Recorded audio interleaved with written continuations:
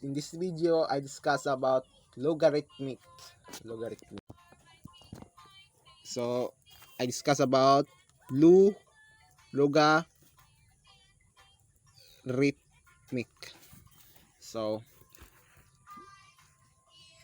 this find the derivatives.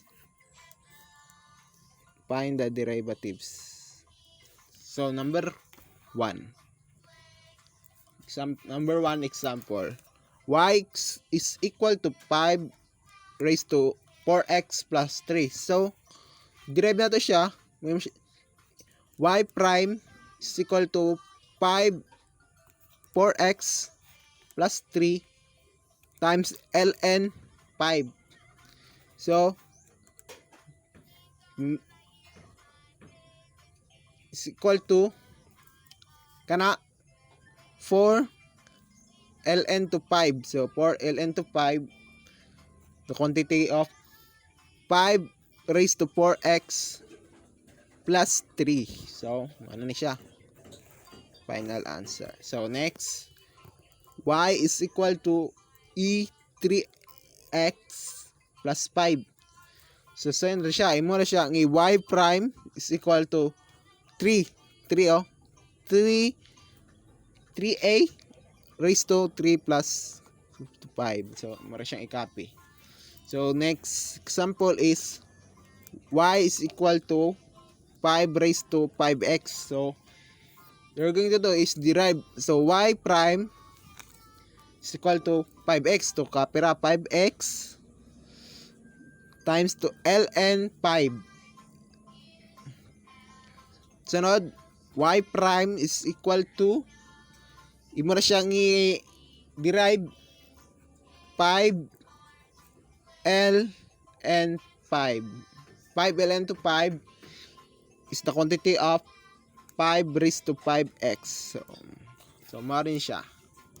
So, another example. Sige, another example. Y is equal to 5 raised to x4 negative to 5x cube plus 4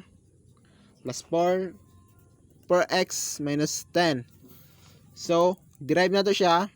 Y prime is equal to 5, copy 5 to 4, so negative 5 to 3 plus 4x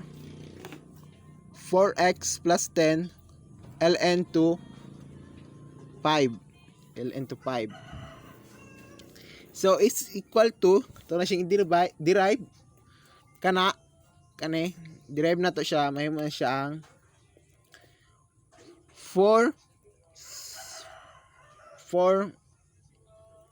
raised to 3 negative to 15